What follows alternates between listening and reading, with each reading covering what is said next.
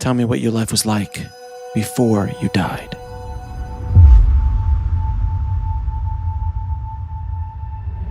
Well, I was a very young mother, so I had two small children at home. And I had a new baby, and after the birth of that child is when I had my near-death experience. And so my prior to that was just being a mother, a young mother, very young. I started having my children in my teens, actually. And so I was 24 when this all happened to me. And it was, an interesting experience, to your point about jobs or positions to be had in the world. In my near-death experience, I had pulmonary embolus after the birth of my youngest daughter, and I could not breathe. I had an elephant sitting on my chest. My lungs were full of fluid and I could not breathe. And I was in intensive care, and I just kept saying, hey, God, give me a job. I'll do anything. Because I had two little ones at home and a brand new baby. And my intention was, I want to stay here to be their mother. Family was very important to me. And so I just kept repeating that like a mantra, because I knew if I closed my eyes, I'd never open them again. I just knew that. I just lay there in that cubicle in the bed, just holding on to life and, asking for a position. Now, if God had given me a roster of positions to take, I don't know that it would have been this one, because this was 1969. And none of this kind of thing was spoken of openly. The only thing that I found that could speak to what was happening to me was a book about Edgar Cayce's life. It's the only thing I could find that even resembled what was happening to me. I was in intensive care, and it's as if the sun rose in the room itself. It was so bright, and I was blinking, and as I looked and focused, there was a movement at the end of my bed, and Jesus was standing there. Well, you can imagine a 24-year-old going, oh, hello. It's like, this is interesting. But I was mesmerized by his eyes. So warm and lovely, and beautiful hazel green eyes. And I just kept looking at him, and he took his arms like this and folded them or crossed them inside the garment he was wearing, had long sleeves. And when he did that, he smiled at me. And when he smiled, I heard in my inner mind hearing, like we hear our own thoughts, I heard a distinct male voice say, remember, my child, you are loved. And at that point, I felt as if my crown opened up and this warmth started just seeping down inside my body in every cell. And as it went through with the trunk of my body, I felt as if I could take a deep breath and it started getting better. And I didn't know till after the fact that my family was being prepared that I would not live through the day. Well, I surprised them. And I know that we call it near-death experiences, and I had several of the kind of list of things that people have that come back and talk about it. But I really, truly believe I had a miraculous healing in that intensive care. So I was in the hospital about a month, and I got home, and about 6 months after I was home, I started having all kinds of psychic phenomena happening to me, externally, internally. I could hear messages as I heard Jesus's voice that day. And I just knew things and was given information about things that were happening in the world I couldn't possibly have known. And it was a little scary, but a lot scary in some cases, because I didn't have anybody to talk to about it. And I didn't know anybody that was having these kinds of experiences. Then the angels started speaking. I had the phenomena happening, and then I tranced spontaneously after doing automatic writing and became a direct voice trance medium.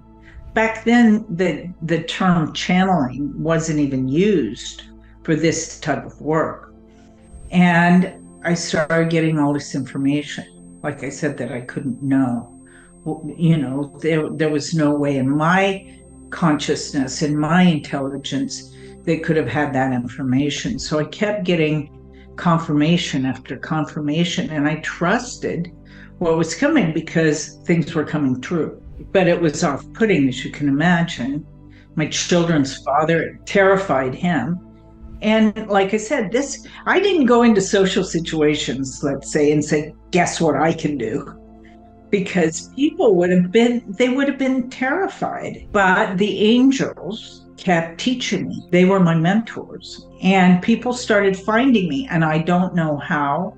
We didn't have the marketing tools to say, I'm here and open for business. It's just people kept finding me. And I was invited to go to a conference by the University of Miami called Psychics and Scientists, which they gathered psychics and scientists who were researching parapsychology and metaphysics.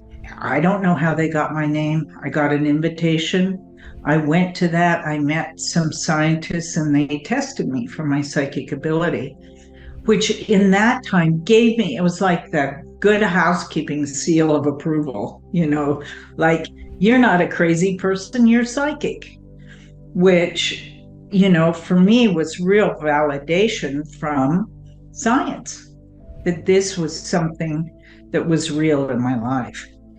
I had the evidence of the information, but, it's, as we all do, it's nice from a third party validation like that. And so I've been doing this work ever since. My family were Catholic and Episcopalian, which is a form of Catholicism. And we went to church on holidays. My parents didn't go every week, but they took me because I liked going.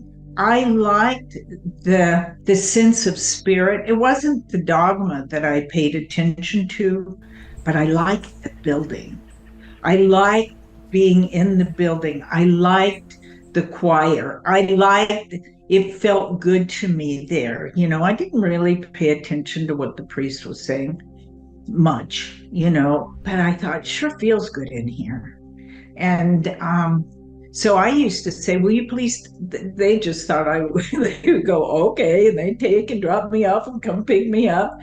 So in a sense, that was my spirituality, but it wasn't religion. And I think that was just from many past lives of being in those kinds of experiences. And my family was I was curious about spirituality. So when I had friends in school, I went to church with them too. I went to Protestant and Methodist and my Jewish friends, I got to go to synagogue with them. And so I was a student of spirit, let's put it that way. I was doing automatic writing and I tranced spontaneously.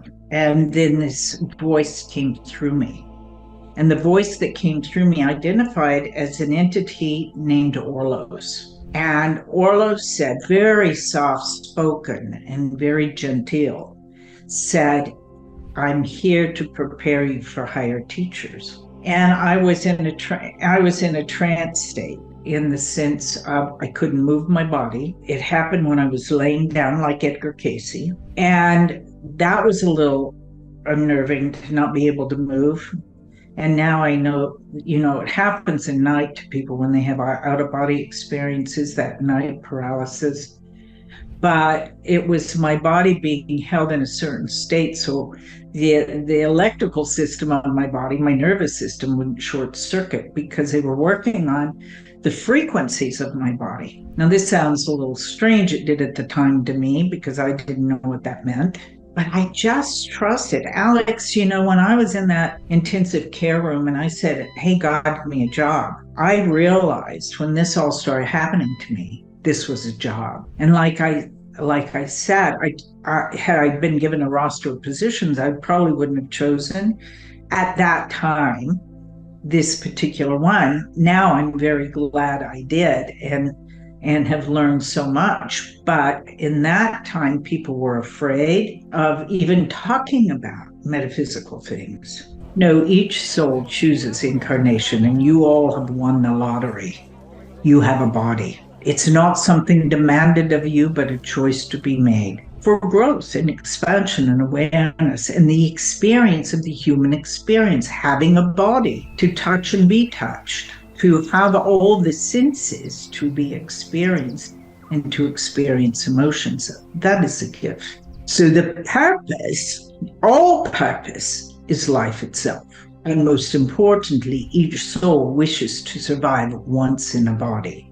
Survival is the ultimate desire for that choice of experience, yes? So to understand that what you're looking for is how to express that life energy flowing through you, purpose, but passionately. So the better question is, how do you know what your passion is? You know by how it feels. You would do whatever you're inspired to do creatively in life. It's almost a compulsion to do it. For the artist, how many artists begin drawing at a very young age and then are told you can't survive, you can't live that way, and then they stop until later on as more mature to see and try again. But the good opinions of others about what you should or should not do not count, because they are seeing you through the lenses they see themselves. And if they think they can't, you can't. Yes. So remember, the inspiration comes from within. And under the I don't know is the knowing. You all know where your passion lies. It's just been covered over by beliefs that you are not worthy of expressing it. And that's just untrue. And when you can rewrite those scripts, change those beliefs, events won't change. Situations, circumstances that you've been through where beliefs were adopted about yourself that were untrue, those events won't change. And some of them are very horrific. But what can change is your perception of them, seeing the gifts and blessings rather than the victimization, and who you are today because of that. The strong being because of these little parts of yourself that had the courage to keep going and to survive at all costs.